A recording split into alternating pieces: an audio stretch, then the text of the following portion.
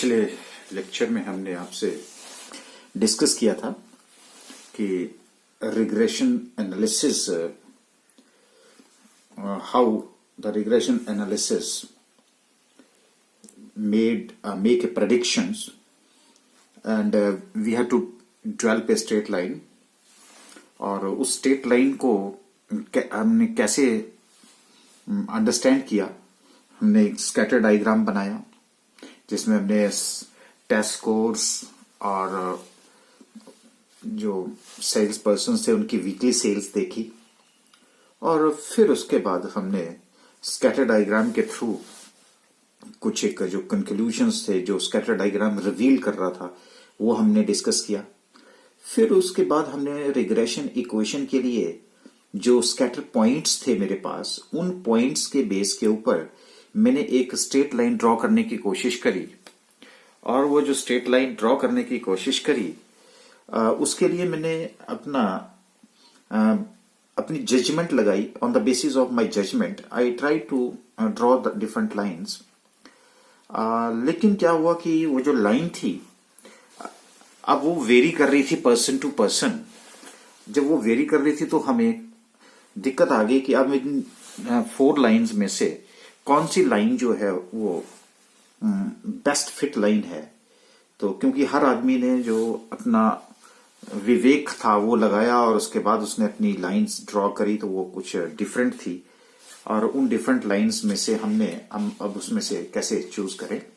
तो चूज करने के लिए फिर हमने एक प्रिंसिपल लगाया जिसको बोलते हैं लीस्ट स्क्वायर प्रिंसिपल, जिसकी वजह से हमें बेस्ट फिट लाइन मिली, और जिसमें हमने वर्टिकल डेविएशन देखा थ्रू वर्टिकल डेविएशन। अब जो वर्टिकल डेविएशन था उसका जो डिफरेंस था, जो डेविएशन था, जो चेंज था, उस चेंज को हमने स्क्वायर किया, और स्क्वायर करने के बाद सम किया, और सम करने के बाद जिसका टोटल सबसे कम था उस लाइन को हमने बेस्ट फिट लाइन माना। तो इस तरह से हमने क्या किया कि एक लीस्ट स्क्वायर प्रिंसिपल लगाने के बाद हमने स्ट्रेट लाइन फाइंड आउट करने की कोशिश करी। अब जब हमने स्ट्रेट लाइन फाइंड आउट करने की कोशिश करी तो वो तो हमने लीस्ट स्क्वायर प्रिंसिपल लगाया, लेकिन जो general form of linear equation थी वो जो हमने डिस्कस करी थी वो तो था कि हमारे पास y is equal to A plus B x जो प्रेडिक्टेड वैल्यूज हैं। ये मेरे पास एक मॉडल जो है वो सामने आ रहा है, y is equal to A plus B x. तो अब वो मॉडल कैसे काम करता है, उसकी जो बैकग्राउंड है वो क्या है, बस उसी के ऊपर आज हम डिस्कस करेंगे। और जो कल आपको डिपेंडेंट इंडिपेंडेंट वेरिएबल्स की बातें थोड़ी सी की थी मैंने, ज्यादा नहीं की थी, उसके बारे में आज हम डिस्कशन करेंगे। तो what is the meaning of regression analysis. So जैसे हमने कहा था कल जितनी भी डिस्कशन करी बस उसी को फिर मैं दोबारा से ब्रीफ कर रहा हूं। Regression analysis is statistical tool to study the nature and extent of functional relationship between 2 और मोर वेरिएबल्स। रिलेशनशिप तो हमने कोरिलेशन में भी देखा, लेकिन अब यहां पे हम nature and extent of functional relationship की बात करें, एंड टू एस्टिमेट मीन की predict the unknown values of dependent variable from the known value of independent variables। इसको समझना बहुत जरूरी है। अब इन्हीं लाइंस को समझने के लिए मुझे ये एक केस स्टडी जो है वो क्रिएट करने की कोशिश करें, जिसकी वजह से आपका कॉन्फिडेंस जो है वो बढ़ जाए। देखिए अगर ये बात आपको समझ आ गई तो मुझे लगता है कि आप रिग्रेशन का आधा चैप्टर आपको समझ आ गया, कोई दिक्कत ही नहीं। डिपेंडेंट एंड इंडिपेंडेंट, क्योंकि यहां पे डिपेंडेंट और इंडिपेंडेंट वेरिएबल तभी पढ़ के फायदा जो अगर हम इसको अंडरस्टैंड करें। मान लीजिए कि आपको पता है कि एक साल में जो है 4 क्वार्टर्स होते हैं, और फर्स्ट क्वार्टर में एक कोई पर्सन है, मान लीजिए कि उसने एडवर्टीजमेंट के ऊपर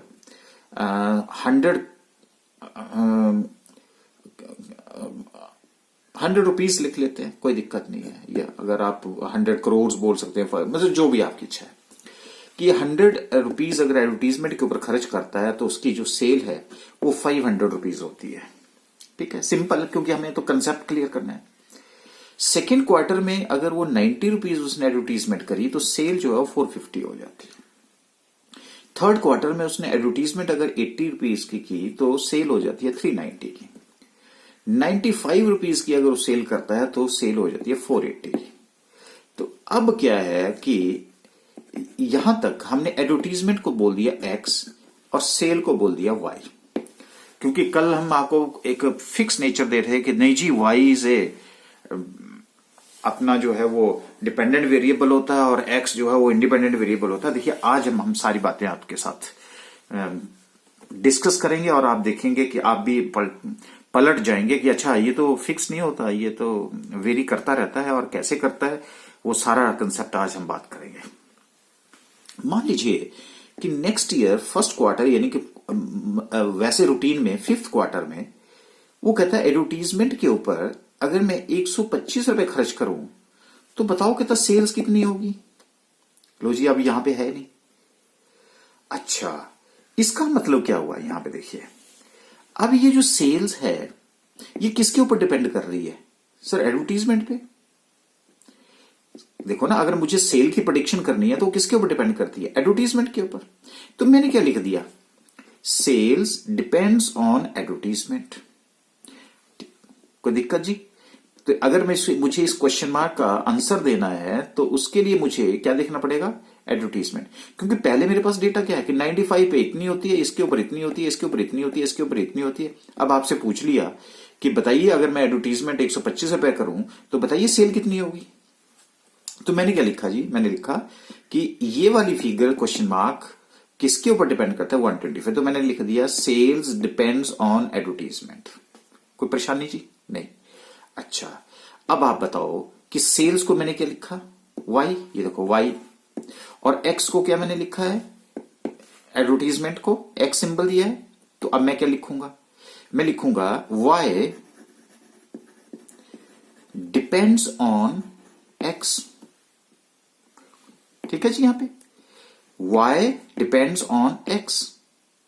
ठीक है। अच्छा अब एक आ जाइए, यहां पे आ जाइए। यहां पे कहता है कि मैंने 600 रुपीज की सेल करनी है। कहता बताओ मैं एडवर्टीजमेंट के ऊपर कितना पैसा खर्च करूं। दोबारा समझ लीजिए, अब यहां पे ये फिगर दे रखी है, ये फिगर नहीं दे रही। वो कहता है सेल्स अगर मुझे 600 रुपीज की करनी है तो बताओ मैं एडवर्टीजमेंट के ऊपर कितना पैसा खर्च करूं। ठीक है जी। तो अब बताओ ये फिगर किसके ऊपर डिपेंड करती है? इसके ऊपर। तो ये कौन क्या है? ठीक है जी। अब ये जो एडवर्टीजमेंट का जो क्वेश्चन मार्क है वो किसके ऊपर डिपेंड कर रहा है? सेल्स के ऊपर डिपेंड कर रहा है। बोलो जी क्वेश्चन मार्क। ये वाला क्वेश्चन मार्क के लिए किसके ऊपर डिपेंड करता है? इसके ऊपर। अब इस क्वेश्चन मार्क के लिए किसके ऊपर डिपेंड करेगा? इसके ऊपर। अच्छा तो अब मैं क्या लिखूंगा कि जी एडवर्टीजमेंट डिपेंड्स ऑन सेल्स। तो मैंने क्या लिखा जी? Advertisement depends on sales. लो जी अब एडवर्टीजमेंट क्या है जी? एक्स। और सेल्स क्या है? वाई। तो मैं क्या लिखूंगा? X depends on y. X depends on y. ठीक है जी, यहां तक बात क्लियर है। अच्छा तो अब बताओ, अब आगे डिपेंडेंट वेरिएबल, जिसको मैं क्या बोलता हूं? Explained variable. the variable which is predicted on the basis of another variable is called a dependent variable, explained variable। ठीक है जी। अब मैंने क्या बोला यहां पे? Sales depends on advertisement, the variable which is predicted. अब बोलो मैंने प्रेडिक्ट क्या करना है? सेल्स। ठीक है, किसके बेस के ऊपर? एडवर्टीजमेंट के ऊपर। तो the variable which is predicted, sales is predicted on the basis of advertisement. तो variable which is predicted on the basis of another variable is called dependent variable. तो बताओ जी मुझे सेल क्या है यहां पे, और यहां पे अब सेल क्या करना है? सेल में मुझे प्रेडिक्ट करनी है, सेल को मुझे प्रेडिक्ट करना है। अगर मुझे प्रेडिक्ट करना है किसके बेस के ऊपर? एक्स। तभी मैंने sale depends on advertisement. Sale की प्रेडिक्शन किसके ऊपर डिपेंड करती है? एक्स के ऊपर। इसलिए अब यहां पे जो डिपेंडेंट वेरिएबल है उसको मैं किससे डिनोट करूंगा? वाई से। So this is denoted by why? Because sales are predicted on the basis of advertisement expenses. Sales, देखो अब मैंने डिपेंड्स लिखा था ना, तो अब मैंने क्या लिखा? Sales are predicted on the basis of advertisement expenses. तो यहां सेल्स क्या हुआ जी? सेल्स हुआ डिपेंडेंट वेरिएबल और एडवर्टीजमेंट क्या हुआ? Independent variable. So this is denoted by y. ठीक है जी यहां पे। अच्छा, अब आ जाओ दूसरी सिचुएशन पे आ जाते हैं। यहां पे मुझे प्रिडिक्ट क्या करना है सर? एडवर्टीजमेंट करनी है। अच्छा, अगर मुझे एडवर्टीजमेंट प्रिडिक्ट करनी है तो एडवर्टीजमेंट को क्या करूंगा मैं? एडवर्टीजमेंट की प्रिडिक्शन करेगी, लेकिन वो किसके ऊपर डिपेंड करती है? सेल्स। ठीक है जी। तो अब आ जाओ जी यहां पे। उससे पहले फिर मैं बात करता हूं। अब ये था जी डिपेंडेंट वेरिएबल, इसकी बात कर रहा था। अब मेरे पास आया इंडिपेंडेंट वेरिएबल, जो मैंने पहले ही आपको बता दिया। The variable which is used to predict another variable is called independent variable. वो ऐसा वेरिएबल जिसका यूज किया जा रहा है प्रिडिक्शन करने के लिए। अब बताओ, सेल्स की प्रिडिक्शन करने के लिए मैं किसका यूज कर रहा हूं? 125, यानी कि एडवर्टीजमेंट का कर रहा हूं। तो एडवर्टीजमेंट मेरे पास क्या आ गया जी यहां पे? Independent variable. और ये कौन सा है? Dependent variable. क्योंकि ये किसके ऊपर डिपेंड कर रहा है? इसके ऊपर डिपेंड कर रहा है। तो इसलिए मैंने क्या लिखा था? Sales depends on advertisement. तो सेल को मैंने प्रेडिक्ट करना है जो किसके ऊपर डिपेंड करती है? एडवर्टीजमेंट। तो एडवर्टीजमेंट मेरा आ गया इंडिपेंडेंट वेरिएबल और सेल इसके ऊपर डिपेंड करती है, इसलिए ये डिपेंडेंट वेरिएबल। हाँ जी। तो क्या हुआ जी? The variable which is predicted on the basis of another variable is called dependent variable. Explained, and this is denoted by Y here. Independent variable is an explanatory variable. The variable which is used to predict another variable. जिस variable का use दूसरे variable को predict करने के लिए लगता है उसको बोलते हैं हम independent variable. And this is denoted by x. देख लो, आपने लिखा, मैंने तो नहीं। This is denoted by x. तो यहां पे क्या हो गया जी? जो एक्स था यही आपके सामने लिखा है। एक्स क्या आ गया जी? Independent variable. और y क्या आ गया जी? Dependent variable. Dependent variable. ठीक है जी यहां तक। कौन सी सिचुएशन? ये जो मैंने ये वाली सिचुएशन आपके साथ शेयर। आ जाओ इसी के बेस के ऊपर आगे बढ़ते हैं। क्या था जी ये? Advertisement depends on sales. अब मुझे क्या प्रेडिक्ट करना है? एडवर्टीजमेंट। और किसके ऊपर? सेल्स के ऊपर। ठीक है जी। तो मैंने लिखा advertisement depends on sales. Advertisement depends on sales.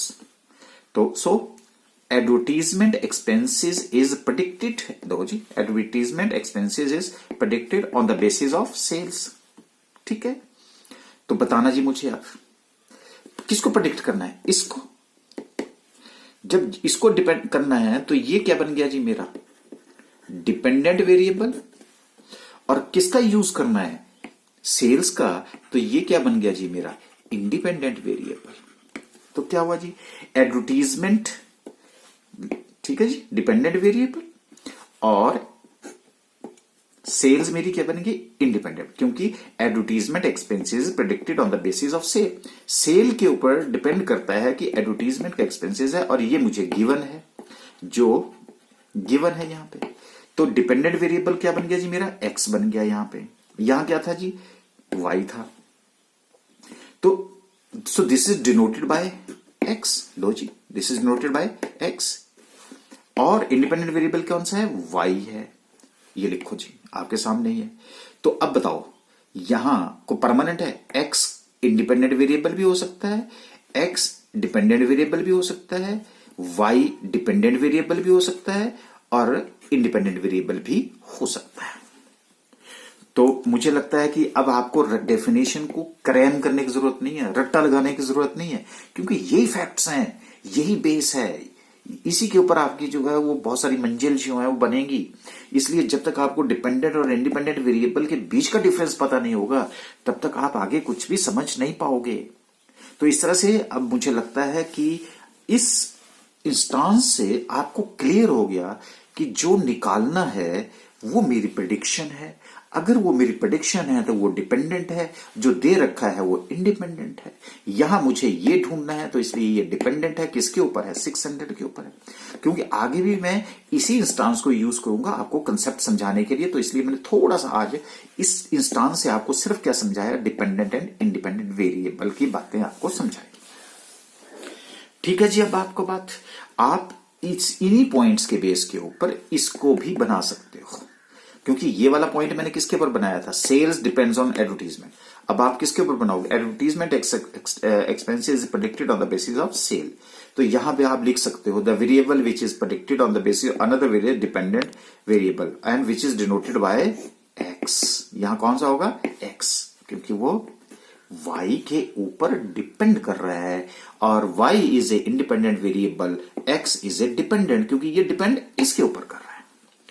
अच्छा, अब आज थोड़ा सा अब फिर दोबारा से आज मैं आपको क्यूरियोसिटी क्रिएट कर रहा हूं, इसलिए पहले एडवांस में देख रहा हूं। अच्छा, लेकिन उससे पहले जो मैंने वहां पे छोड़ा था आपको, तो क्या चीज, regression analysis is a statistical tool to study the nature and extent of functional relationship between two or more variable and to estimate, predict the unknown value। बताना जी मुझे, यहां पे ये कौन सी वैल्यू है जी, अननोन वैल्यू है। कौन सी है जी, सेल्स है। सेल्स अगर अननोन वैल्यू है, उसी को तो हमने क्या करना है, प्रेडिक्ट करना है। ये देखो, प्रेडिक्ट करना है, तो अननोन वैल्यू ऑफ, ठीक है जी, सो two or more variable and to estimate or predict the unknown values of किसकी, डिपेंडेंट वेरिएबल। बताया जी आपको, dependent variable from the known value of independent variable. Known क्या है, ये है जी 125, तो 125 इंडिपेंडेंट, ये डिपेंडेंट। यहां पे क्या हो गया जी, अननोन वैल्यू डिपेंडेंट, और ये क्या बन गई, इंडिपेंडेंट। हाँ जी, अब बताना जी मुझे, मीनिंग समझ आया जी आपको? पहले तो नहीं समझ आ रहा था, तो किताबों में क्या मिलेगा, तो ये चीज मिलेगी, डेफिनेशन मिलेगी, मीनिंग ये मिलेगा, खत्म हो गया जी। स्टूडेंट पढ़ता रहे कि डिपेंडेंट और इंडिपेंडेंट समझता रहे, और वो हमेशा एक ही सही लगा रहता है कि अच्छा जी ये y जो है वो आपका डिपेंडेंट वेरिएबल होता है और x जो है वो इंडिपेंडेंट वेरिएबल होता है, हमने यही पढ़ा हुआ है। नहीं, आज से आपका जो माइंड है वो चेंज हो जाना चाहिए कि डिपेंडेंट और इंडिपेंडेंट आपने x और y से डिफाइन नहीं करना है, आपने फैक्ट्स एंड फिगर्स के ऊपर डिफाइन करना है कि कौन सा इंडिपेंडेंट है और कौन सा डिपेंडेंट है। तो ये आज फिर क्यूरियोसिटी क्रिएट कर रहा हूं कि इसी की यही बेस है। तो यूजेस ऑफ रिग्रेशन एनालिसिस, तो regression analysis through regression line, हम इसी के पीछे पढ़े हैं ना जी। रिग्रेशन लाइन हमने कोशिश करी थी लीस्ट स्क्वायर प्रिंसिपल से भी ड्रॉ करने की, लेकिन किया हमने ड्रॉ, लेकिन फिर भी हम अभी आगे बढ़ रहे हैं क्योंकि हमें मॉडल चाहिए। So regression analysis through regression line facilitates to predict the values of dependent variable from the given value of the independent variable। ठीक है जी, अब मुझे समझ आ गया जी ये क्या चीज है, आपको दोबारा बोलने की जरूरत नहीं है। Regression analysis through standard error, ये मैं सबसे लास्ट में कराऊंगा क्योंकि स्टैंडर्ड एरर अभी आपको नहीं समझ आएगी, लेकिन मैंने आपको क्यूरियोसिटी क्रिएट कर दी है स्टैंडर्ड एरर के बारे में कि इसका मतलब स्टैंडर्ड एरर टर्म भी आएगी। facilitates to obtain a measure of the error involved in using the regression line on the basis of estimation। आपको मैंने कल भी बोला था कि जो हमारे रिजल्ट होते हैं वो 100% एक्यूरेट नहीं होते, नियर टू परफेक्शन जाते हैं। नियर टू परफेक्शन इसलिए जाते हैं क्योंकि जब हम एक लाइन ड्रॉ करते हैं तो वो लाइन, सारे पॉइंट जो लाइन के ऊपर नहीं आते, इधर उधर आते हैं, और वो जब इधर उधर आते हैं तो हम सिर्फ सबसे क्लोज लेते हैं। जब क्लोज लेते हैं तो अगर ये सारे इसी पॉइंट पे आ जाए तो 100% एक्यूरेसी आ जाए, इसलिए हम तो तब उसने कहा कि अगर हम 94% एक्यूरेसी से बात कर रहे हैं इसका मतलब 6% इज एरर। ठीक है, तो बस वो मैं एरर की बात कर रहा हूं, सबसे बात करूंगा। और third which is also important, regression analysis through regression coefficients. ध्यान रखना, आपको मैंने कोरिलेशन में भी बोला था कि ये बातें आपको BXY एंड BYX यहां लिख लो, लेकिन बात समझ आपको रिग्रेशन में आएगी। प्रॉपर्टीज में बात करी थी आपने। रिग्रेशन एनालिसिस थ्रू, ये क्या है जी, रिग्रेशन कॉफिशिएंट्स हैं, BXY एंड BYX। ये क्या चीज है, X ऑन Y ऑन X, थोड़ा थोड़ा आपको समझ आ रहा होगा। ये जो है, ये देखिए, ये X ऑन Y और Y ऑन X की बातें हैं। जहां पे X पहले है वहां पे X पहले लिख दिया, जहां Y पहले है मैंने Y लिख दिया, X उधर लिख दिया। ठीक है, थोड़ा सा बस क्यूरियोसिटी क्रिएट करी, बाकी कुछ नहीं है। facilitates to calculate the coefficient of determination R square and coefficient of correlation R। बिल्कुल आपको हमने R भी कैलकुलेट करके दिया था कोरिलेशन में, और R स्क्वायर जो एक्सप्लेन्ड और नॉन एक्सप्लेन्ड जो बातें थी वो हमने R और R स्क्वायर में डिस्कस करी थी। ठीक है जी, ये भी बात बिल्कुल पढ़ेंगे, अब आप चिंता न करिए। Regression analysis is highly valuable tool in economics and business since most of the economics and business analysis based on the cause and effect relationship। बिल्कुल सही बात है। अगर महंगाई है तो परचेजिंग पावर की क्या जरूरत है, परचेजिंग पावर क्या है, ये सारी बातें, डिमांड है, सप्लाई है, सारी बातें जो बिजनेस और इकोनॉमिक्स में है, जहां पे कॉज एंड इफेक्ट रिलेशनशिप है। आप देखिए कॉज एंड इफेक्ट, एडवर्टीजमेंट है, सेल्स है, ठीक है। तो जहां कॉज एंड इफेक्ट रिलेशनशिप भी है वहां पे हम इसको एज ए टूल, और मैंने आपको रिसर्च पॉइंट ऑफ व्यू से बताया के लिए भी बताया था कि बहुत सारे सोशल साइंटिस्ट रिग्रेशन एनालिसिस का यूज करके ही बहुत सारी प्रॉब्लम को सॉल्व कर देते हैं। तो अब ये क्यूरियोसिटी क्रिएट होगी जी अब आपके पास। तो अब हम चलेंगे, क्योंकि हमने कहां पे बात करी जी, पहला regression analysis through regression line. ये रिग्रेशन लाइन या जिसको हम रिग्रेशन मॉडल बोलते हैं, ये क्या चीज है, इसी के बारे में हम थोड़ा सा डिस्कस करेंगे। ओके, ये आपको, ये है जी मेरे पास रिग्रेशन लाइंस लिखा है मैंने, लाइन नहीं है, और रिग्रेशन मॉडल्स। ठीक है, तो मैंने आपको बोला था हमने कि हमारे पास है सिंपल लीनियर रिग्रेशन एनालिसिस है। तो हम सबसे पहले कर रहे हैं, in case of simple linear regression model only one independent variable and linear relationship between dependent and independent variable. अब बताओ जी, आपको डिपेंडेंट की नॉलेज भी है, आपको इंडिपेंडेंट की भी है, आपको लीनियर रिलेशनशिप की नॉलेज है जो कोरिलेशन में करी थी।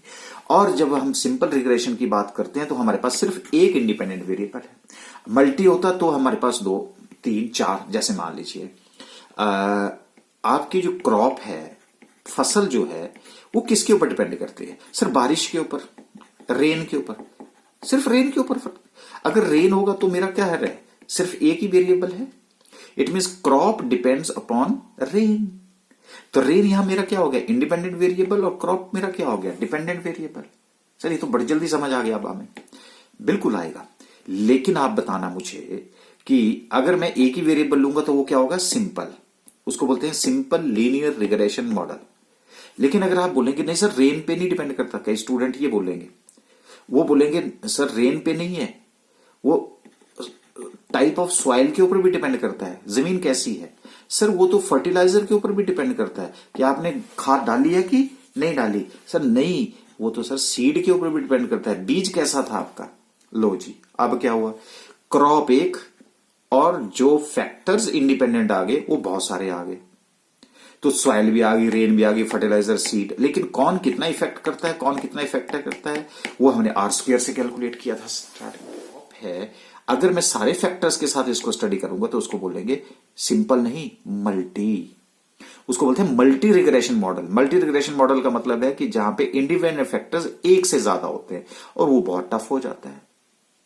इसलिए अभी आपको सिर्फ क्या है, एक वेरिएबल के साथ ही आपको रिग्रेशन मॉडल कैलकुलेट करना है। जब 2 से 3, 4 हो गए तो रिग्रेशन मॉडल ना एक्सपेंड होता रहता है, बढ़ता रहता है। लेकिन जिसको सिंपल रिग्रेशन आ गया उसको मल्टी आ ही जाएगा, क्योंकि उसका बेस स्ट्रांग है। और आप स्टूडेंट सारे जो है वो हार्ड वर्क कर रहे हैं। मैंने देख लिया कि आप जो है वो बहुत हार्ड वर्क कर रहे हैं, आजकल एग्जाम के लिए पूरी तैयारी कर रहे हैं, और रिग्रेशन का एकदम से रिग्रेशन में बहुत इंटरेस्ट शो कर रहे हैं। लेकिन बच्चों अगर किसी को समझ नहीं आ रहा होगा तो पहले कोरिलेशन जरूर पढ़िएगा, डिस्पर्सन जो पीछे के लेक्चर है उनको जरूर पढ़िएगा, तभी उसको रिग्रेशन की बात करेंगे। तो देखिए 2 लाइनें होती हैं रिग्रेशन लाइंस। पहली होती है regression line of x on y, ठीक है जी, और दूसरी होती है regression line of y on x. Sir ये वाई ऑन एक्स और एक्स ऑन वाई क्या होता है, आप अभी नहीं बात करूंगा, बिल्कुल बताऊंगा, लेकिन रुक जाइए। आज मैं अभी आपको थोड़ा सा ये जो मेरा मॉडल है ना, उसके मॉडल का वो जो मॉडल है जो हमें रिग्रेशन लाइन बना के देगा, मैं उसके बारे में, उसके कंपोनेंट के बारे में बात करूंगा, और फिर मैं regression line of x on y और एक को पकड़कर फिर मैं आपको बता दूंगा। मैं पहले आपको एक मॉडल बता रहा हूं। Regression line of x on y is equal to x is equal to A plus b y. Sir ये तो हमने पीछे वाले लेक्चर में लीनियर इक्वेशन के टाइम में डिस्कस किया था। हाँ, लीस्ट स्क्वायर के प्रिंसिपल के बाद तभी तो आपको क्यूरियोसिटी क्रिएट करी थी कि जी general form of regression equation is equal to Y prime यानी कि predicted value is equal to A plus B x. Sir उस दिन तो हमें इसका कोई पता नहीं चला था। हाँ, नहीं चलेगा, वो तो सिर्फ आपको बताने के लिए था, क्यूरियोसिटी क्रिएट करने के लिए था कि अब इसका यूज होगा कहां पे। तो आज देखिए ये आ गया मेरा x is equal to A plus b y. अब मैंने उस दिन क्यों नहीं बात करी आपसे कहा, क्योंकि आपको उस दिन पता ही नहीं था कि डिपेंडेंट और इंडिपेंडेंट वेरिएबल क्या होते हैं। आज तो आपको पता चला। अब अगर मैं x ऑन y और y ऑन x कैसे आए, मैं इसकी स्टोरी बताऊंगा आपको, हिस्ट्री बताऊंगा, ये कहां से डिराइव किए गए। अब ये मॉडल है मेरा, तो x क्या होता है, डिपेंडेंट वेरिएबल, ठीक है, जिसको हमने प्रेडिक्ट करना है। x प्राइम भी बोला था मैंने आपको। अच्छा आप सर आपने तो मॉडल मेरे को जो हमें जो मॉडल बताया था तो y वाला बताया था। हाँ, y वाला बताया था ना आपको। आज तो नहीं कंफ्यूजन, ये है जी y वाला, क्योंकि y भी क्या हो सकता है, डिपेंडेंट वेरिएबल हो सकता है, x भी डिपेंडेंट वेरिएबल होता है। हाँ बिल्कुल सर, क्योंकि अदरवाइज हमें यही कंफ्यूजन होता था कि y जो है हमेशा ही डिपेंडेंट वेरिएबल होता है। लेकिन अब हमें कंसेप्ट क्लियर हो गया है कि जरूरी नहीं होता, कोई भी जो है वो डिपेंडेंट वेरिएबल हो सकता है। और उसकी डेफिनेशन अब हमें पता है, मीनिंग पता है, अब हमें एक्सप्लेन वेरिएबल क्या होता है, एक्सप्लेनेटरी वेरिएबल होता है, हमें ये पता है। इसलिए आप कोई भी मॉडल बना दीजिए, हमें समझ आ जाएगा। तो ये x क्या होगा जी, डिपेंडेंट वेरिएबल, और y क्या हो गया जी, इंडिपेंडेंट वेरिएबल, ठीक है। फिर सर ये a क्या होता है, हाँ a जो है वो हमारे इंटरसेप्ट होते हैं, estimated values of x when y is equal to 0 की बात करता हूं। सर हमें नहीं समझ आया, कोई बात नहीं। x इंटरसेप्ट क्या होता है, ये कांस्टेंट्स जो है ये क्या होते हैं, ये हमें नहीं पता। b कहता है सर इसी के लिए तो लड़ाई है, अगर मुझे a और b मिल जाए तो मेरा मॉडल तो तैयार है। b क्या होता है, स्लोप ऑफ द लाइन होता है। अच्छा, पर हमें ये बात क्लियर नहीं हो, बिल्कुल नहीं होगी। ये लीजिए अब मैं आपको बात ये बताता हूं आपको याद होगा कि जो हमने इससे पहले जब हमने डिस्कशन करी थी तो याद है आपको कि हमने एक लीस्ट स्क्वायर की बात करी थी। ये वाला डायग्राम, ये लाइन कहां टच करी थी, यहां पे। ये कौन सी लाइन है जी, x। ये कौन सी लाइन है, y है। भाई जो y को काट देगा उसको y इंटरसेप्ट बोलते हैं। ये लाइन अगर यहां काट जाए इसको तो y इंटरसेप्ट, इसको काट जाएगा तो x इंटरसेप्ट बोलते हैं। जैसे ये काटा है तो ये x इंटरसेप्ट है, ये कौन सा है, x इंटरसेप्ट है। देखिए ये यहां पे काट रहा है, इसको y इंटरसेप्ट बोलेंगे, ठीक है। ये y, थोड़ा सा बात क्लियर हुई, बस इसी डायग्राम को रिप्रोड्यूस कर रहा हूं। और बता दूं मैं आपको कि यही डायग्राम आपकी स्टॉक मार्केट में चलती है। वहां पे हम ए और बी की जगह अल्फा और बीटा यूज करते हैं बस। वहां भी हम शेयर के प्राइस को प्रेडिक्ट करते हैं कि इसका शेयर का प्राइस क्या होने वाला है और आज क्या है, लेकिन वो तभी पता है जब मुझे ए और बी की वैल्यू याद होती। क्या मॉडल है जी मेरा, वाई। अच्छा ठीक है जी, मैं अब आपसे एक बात कर लेता हूं कि ये तो मैंने आपसे बातें करी स्लोप ऑफ द, लेकिन regression line of y on x बताता हूं, क्योंकि सर हमने ये पढ़ा हुआ था, इसलिए मैंने कहा ठीक है जी। ये तो मैंने आपको थोड़ा सा इसकी इंटरप्रिटेशन बताई, तो ऐसी इंटरप्रिटेशन इसकी होगी क्या सर, y यहां पे क्या है, डिपेंडेंट वेरिएबल है, x क्या है यहां पे, इंडिपेंडेंट वेरिएबल है, a क्या है। अब यहां पे a जो है ना, x इंटरसेप्ट नहीं होगा, वो आपके पास y इंटरसेप्ट होगा, और b क्या होगा, स्लोप ऑफ द लाइन होगा। ये स्लोप और इंटरसेप्ट समझ नहीं आ रहा है, कोई बात नहीं, आप क्यों चिंता कर रहे हो, आपको नहीं चिंता करने की जरूरत है। देखिए अब मैं ये मॉडल यहां उठा के ला रहा हूं, क्योंकि ये मॉडल पढ़ा था आपने, कोई बात नहीं, मॉडल कोई भी ले लीजिएगा, कोई दिक्कत नहीं, क्योंकि ये y ऑन x वाला मॉडल है, ये x ऑन y वाला मॉडल है। अभी थोड़ा सा इंतजार करिएगा आपको। y is equal to A plus B x, क्या लिखा जी मैंने y को, सर y को लिखा था हमने डिपेंडेंट वेरिएबल, हाँ जी हमें पता है। x को क्या लिखा मैंने, इंडिपेंडेंट वेरिएबल, ठीक है। तो इसको मैंने प्रेडिक्ट करना है किसके बेस के ऊपर, a plus B x. Sir x तो है लेकिन a और b नहीं है, हाँ तो वही तो बात है, जिस दिन a और b आ जाएंगे उस दिन तो मेरा मॉडल बन ही गया। फिर तो क्या है, फिगर डालता चलूंगा, प्रेडिक्शन करता चलूंगा, फिगर डालता चलूंगा, प्रेडिक्शन करता रहूंगा। सबसे बड़ी दिक्कत तो सर यही तो है, a और b की कैलकुलेट, और अगर a और b मिल गया तब तो मेरे को लाइन मिल गई, मेरी रिग्रेशन लाइन मिल गई, बिल्कुल। अगर देखिए 2 पॉइंट अगर मुझे मिल जाए, अब देखिए कौन कौन से पॉइंट है वो मैं आपको बात कर रहा हूं। ये है जी वो a, ये ए क्या कहता है, ये जो आपके पास ए है, ये अभी तक आपके पास जो ए है वो क्या कह रहा है, यही तो आप देखना है आपने। देखो यहां पे अगर इंडिपेंडेंट वेरिएबल की वैल्यू 0 है तो ए की कितनी होगी, तो ए इंटू 0 है ना। तो देखो यहां पे अब ए का मतलब क्या हुआ, ये जो आपकी स्ट्रेट लाइन है, ये स्ट्रेट लाइन इसको कहां पे काट रही है, तो वाई के ऊपर काट रही है, वाई के ऊपर, इस पॉइंट के ऊपर काटे, जिस पॉइंट के ऊपर ये काटेगी उसको बोलते हैं हम वाई इंटरसेप्ट। इस मॉडल में वो एक्स को काटेगी इसलिए इंटरसेप्ट बोलूंगा, उसको एक्स इंटरसेप्ट बोलूंगा। ये वाला कौन सा आ गया जी हमारे पास, वाई इंटरसेप्ट। जहां पे वो काटेगी उसको बोलते हैं वाई इंटरसेप्ट। सर इससे क्या होता है, देखो जब मान लीजिए कि आपने एक एफडी करवा दी, पैसा जमा करवा दिया, तो पैसा जमा करवाने के बाद इतना इंटरेस्ट तो मिलता ही रहेगा।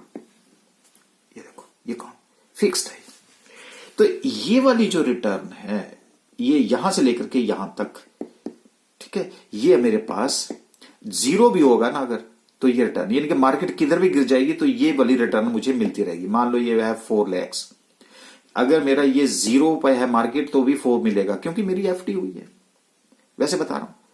तो ये इसको क्या बोलते हैं हम, एक्स इंटरेस्ट। आगे आगे जैसे जैसे चलते रहेंगे हम वैसे वैसे आपको समझ आना शुरू हो जाएगा। अच्छा, और बी क्या होता है जी, सब बेटा बी ये होता है, एक तो स्लोप होता है, स्लोप कोरिलेशन में हमने क्या पढ़ा था, प्लस और माइनस। एक तो प्लस माइनस हमें स्लोप पड़ता है, देखिए ये वाला स्लोप क्या बता रहा है सर, प्लस पॉजिटिव है और पॉजिटिव है। अगर ये स्लोप इधर को होता तो क्या होता, नेगेटिव होता। सर ये तो हमें पता है, लेकिन फिर भी मैं स्लोप के बारे में एक और बात बता रहा हूं जो कई स्टूडेंट्स में कंफ्यूजन होता है कि जी इधर को जा रहा है तो पॉजिटिव है इसलिए ये स्लोप बता रहा है। नहीं, अब मैं इस स्लोप ऑफ द, अब मैं जो स्लोप देख रहा हूं ना, ये मैं इस लाइन का स्लोप देख रहा हूं। कैसे, देखो यहां से यहां तक मैं एक लाइन खींचूंगा और यहां से यहां पे लाइन, कोई भी किसी भी पॉइंट के ऊपर जब मैं इस लाइन को खींचूंगा यहां पे, तो आपको देखो नजर आ रहा होगा कि ये वाली लाइन और ये वाली लाइन दोनों में डिफरेंस है, यहां से लेकर के यहां तक और यहां से लेकर के यहां तक, यहां से लेकर के यहां तक, ठीक है। देखो अब मैं एक और बात बताऊंगा आपको, अगर ये पॉइंट ऐसे है और ऐसे, सॉरी ये ऐसे है और ये 45 डिग्री पे होगा, तो इसका स्लोप देख लीजिएगा क्या है। ये लाइन और इस लाइन में कोई फर्क नहीं है, अगर ये 1 इंच है तो ये भी 1 इंच होगी। ऐसा क्यों है, जब दोनों लाइनें एक बराबर होती है तो इसका मतलब क्या होता है कि जितना ये इधर को बढ़ेगा, ये देखो जितना इधर को बढ़ेगा उतना ही इधर को बढ़ेगा, यानी कि इन दोनों के बीच का जो डिफरेंस है, ये दोनों के बीच का डिफरेंस वो सेम होगा। ये कब होता है, अगर लाइन मेरी ये लीनियर और बिल्कुल +1 कोरिलेशन है, ये देखिए यहां पे, क्लियर है जी, यहां तक ये बात क्लियर है जी अब आपकी। अच्छा अब मैं, हाँ जैसे यहां पे है, उस डायग्राम को क्यों गंदा करें, ये है और ये लाइन मेरी जा रही है, ये मैंने ए बताया। अब अगर मैं यहां पे ये एंगल खींचूं तो ये मेरा ये आ गया एंगल। अब क्या हुआ, ये लाइन ज्यादा लंबी है, ये लाइन छोटी है, इससे क्या नजर आ रहा है, ये देखो पॉइंट से नजर आ जाएगा, ये देखो ये और ये, ठीक है, और उसके बाद ये वाला पॉइंट। अगर पहले ये पॉइंट था तो अब क्या हुआ, बढ़कर के जितना ये बढ़ा ना उस प्रोपोर्शन में ये नहीं बढ़ा। ये बताता है एंगल आपको, ये बताता है आपको स्लोप। तो क्या मतलब हुआ सर, ये जो लिखा है average change in X for each change of 1 unit increase और decrease in the independent variable, कितना वेरिएबल में चेंज हुआ जिसकी वजह से डिपेंडेंट वेरिएबल के ऊपर चेंज हुआ। अगर ये 2 इंच बढ़ा है तो इसका मतलब ये यहां पे 1 इंच बढ़ रहा है। कौन बता रहा है, ये वाला बता देगा आपको, लाइनें खींचने की जरूरत नहीं है।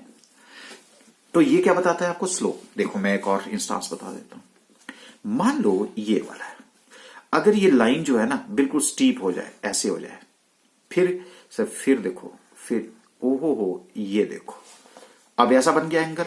जरा मिलाएं जी लाइनें, हाँ जी मिला लेते हैं, लो जी, ये पहली लाइन ये आ गई, दूसरी लाइन ये आ गई। अब क्या हुआ, ये इतने से बढ़ रहा है तो ये इत्तू सा बढ़ रहा है, ये इतने से ज्यादा बढ़ रहा है, ये इत्तू सा बढ़ रहा है। अच्छा चलो एक और एक्सपेरिमेंट करो। लो जी, आपकी लैब है, जितना मर्जी एक्सपेरिमेंट करो। अब मान लो कि ये वाली जो है वो सर ऐसे है, ठीक है, कोई बात नहीं। अब इसका एंगल ऑफ इंसिडेंस बताओ जी। लो जी, स्लोप बताओ। ये आ गया जी, स्लोप बना दिया मैंने। अब क्या होगा इससे, सर इससे यहीं से पता चल रहा है, अगर ये इतना बढ़ेगा तो वो इतना ज्यादा बढ़ेगा, अगर ये 1 बढ़ रहा है तो ये 4 बढ़ रहा है। कैसे, लो जी अभी कर रहे थे।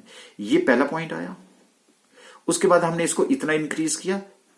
अब क्या हुआ, इसको इतना इंक्रीज किया लेकिन इफेक्ट इसका बहुत ज्यादा हुआ। देखो इसकी विड्थ और इसकी विड्थ देखो, ज्यादा है कि नहीं है। तो ये कौन बताता है, जैसे लाइनें आपके बता रही हैं, ये जो लाइंस हैं किस डायरेक्शन में जा रही हैं, तो वो क्या इसको क्या बोलते हैं हम, स्लोप बोलते हैं। अब समझ आ गया जी आपको स्लोप। तो स्लोप से ये जो मैंने एंगल बताया, इधर को अगर मैं इंक्रीज करता हूं तो इधर को डिपेंडेंट वेरिएबल के ऊपर क्या चेंज होगा। ठीक है जी, ये लो जी, ये और ये वाला पॉइंट, अब ये वाला पॉइंट और उसके बाद ये वाला पॉइंट। तो देखो दोनों में डिफरेंस है कि नहीं है, डिफरेंस है। ये सिर्फ इतना सा है और ये इतना इंक्रीज हो रहा है तो उसमें इतना इंक्रीज होता है। अच्छा, तो अब मुझे ए क्या हो गया जी, यहां पे y इंटरसेप्ट और b क्या बताता है मुझे, स्लोप। मुझे ये वाले पॉइंट तो चाहिए। अगर मुझे ये पॉइंट मिल गए, स्लोप मिल गया और a पॉइंट मिल गया तो मैं लाइन तो खींच ही लूंगा। हाँ सही बात है। अच्छा, अब मेरे पास क्या आ गया, x क्या है, इंडिपेंडेंट वेरिएबल। ये जो इंडिपेंडेंट वेरिएबल होता है ना, यही तो एक कंट्रोलिंग यूनिट होता है, यही तो मैनिपुलेशन अकाउंट है, इसी से तो चेंज करते हैं। अगर मैं 1 डालूंगा तो y उसके अकॉर्डिंगली चेंज हो जाएगा, अगर मैं यहाँ 2 डालूंगा तो y उसके अकॉर्डिंगली चेंज होगा। तो आप जितनी यहां मैनिपुलेशन करेंगे उसका रिजल्ट कहां नजर आएगा, यहां पे नजर आएगा।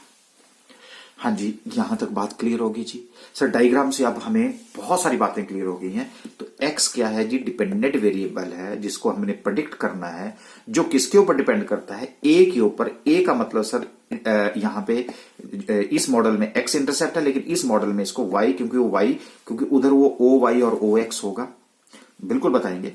और यहां पे x जो है इंडिपेंडेंट वेरिएबल है। ये तो मेरे पास 2 कांस्टेंट हैं, इन a और b के पीछे ही तो लड़ाई है, लेकिन आज हमें a पता लग गया कि ये कहां पे और b कहां पे।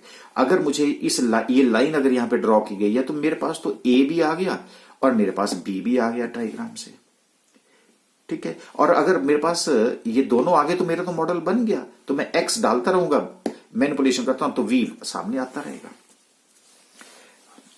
ठीक है जी, यहां पे ओके। तो इसका मतलब ये हुआ कि ये जो regression line of x y है, इसकी जो मैंने बाउंड्री की है वो सिर्फ इसी का मटेरियल है, और इससे बाहर जो मैंने एरो लगाया है वो इसके बेस के ऊपर, जिसकी वजह से आपको दोनों बातें समझ आ जाए। अच्छा सर, ये वो तो बात ठीक है। ये कॉफिशिएंट क्या होता है, इसको क्योंकि हम ए और बी को कई बार हम कॉफिशिएंट से बोलते हैं। कॉफिशिएंट होता है strength of the relationship between relative movement, ठीक है, ओके। तो अब सर हमें थोड़ी सी बेसिक टर्म्स के बारे में बताइए और फिर आप जो है हमें मॉडलिंग की स्टोरी बताइए। ओके, तो बेसिक टर्म्स में वैसे बता रहा हूं, ये पैरामीटर्स को, जिसको हम numerical descriptive measure of A population calculated from the observation in the population statistics. आपको याद होगा मैंने लेक्चर नंबर 2 में ये बातें डिस्कस करी थी, पैरामीटर और स्टैटिस्टिक्स। अगर मैं यहां बात करूं तो ये पैरामीटर का है, unknown constants in a model are called parameters. Unknown constants जिसकी मैं बात कर रहा था, और वो कांस्टेंट्स क्या हैं, ए एंड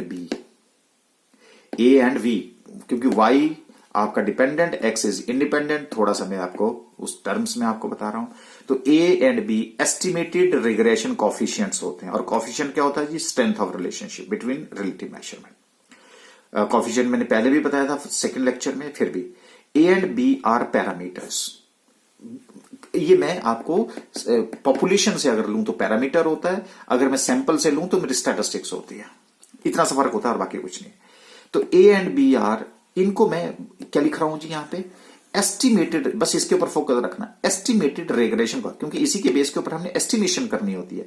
लेकिन आपको याद रखना कि जनरली हम वहां एस्टिमेटेड वर्ड नहीं लिखेंगे, वहां सीधा ही हम लिखते हैं कि a and b are regression coefficient. आप समझ जाइए कि अब रिग्रेशन कोएफिशिएंट किसकी बात कर रहा हूं मैं, एस्टिमेटेड की बात कर रहा हूं। तो एस्टिमेटेड वर्ड हमारा यहां से हट जाता है, क्योंकि ये रूटीन में हम उसका जो सरनेम हट जाता है, इसलिए हम सिर्फ सीधा क्या लिख दिया, रिग्रेशन कोएफिशिएंट लिख दिया। अब बात समझ आ गई जी। तो ए एंड बी क्या है मेरे, कांस्टेंट्स हैं, जिनको उसकी लैंग्वेज में, पैरामीट्रिक लैंग्वेज में कांस्टेंट्स बोलते हैं, लेकिन हमारे यहां पे इस लैंग्वेज में हम इसको क्या बोलते हैं जी, रिग्रेशन कोएफिशिएंट्स बोलते हैं, क्योंकि ये इसी के बेस के ऊपर हमने एस्टिमेशन, क्योंकि आपने मॉडल की बात देख ली। अच्छा, और बताइए थोड़ा सा, बिल्कुल dependent variable and independent variable के बारे में बात करी, तो उसके अभी अभी हमने साथ में किया, जो डिपेंडेंट वेरिएबल है उसको हम एक्सप्लेन्ड वेरिएबल भी बोलते हैं, उसको हम रिस्पॉन्स वेरिएबल, तो अगर कई बार न्यूमेरिकल में एक्सप्लेन्ड लिखे तो भी आपने परेशान नहीं होना है। इंडिपेंडेंट वेरिएबल, इसको हम एक्सप्लेनेटरी वेरिएबल भी बोलते हैं, और इसको हम कंट्रोल वेरिएबल, सिर्फ कंट्रोल तो हमने पढ़ा भी, हाँ जी बिल्कुल, तो क्योंकि यही तो कंट्रोल करता है, यही तो बेस है जिसके ऊपर जो है हम डिपेंडेंट वेरिएबल की प्रेडिक्शन करते हैं, इसलिए एक्सप्लेनेटरी वेरिएबल, इसकी एक्सप्लेन्ड वेरिएबल। मैंने ये टर्म्स पहले यूज करी, लेकिन पता नहीं आपने उसके ऊपर फोकस किया, ये नहीं किया, इसलिए मुझे पता था कि आप कहीं स्किप ना कर जाएं। सर अब बेसिक टर्म्स भी हमें क्लियर हो गई हैं, तकरीबन सब कुछ जो है वो समझ आ गया है। तो what is next? So next is the story of the modelling. अब ये जो, क्योंकि अभी तक हमने इनपुट्स इकट्ठे कर लिए, और इनपुट्स इकट्ठे करने के बाद हमने उसको अप्लाई करना है। अगर अप्लाई करना है तो हमारी मॉडलिंग की जो स्टोरी, जो मॉडल हम कैसे क्रिएट करेंगे, रिग्रेशन मॉडल हम कैसे क्रिएट करेंगे, उसकी स्टोरी को समझेंगे। अगर उसकी स्टोरी को समझना है तो आपको नेक्स्ट लेक्चर का वेट करना पड़ेगा।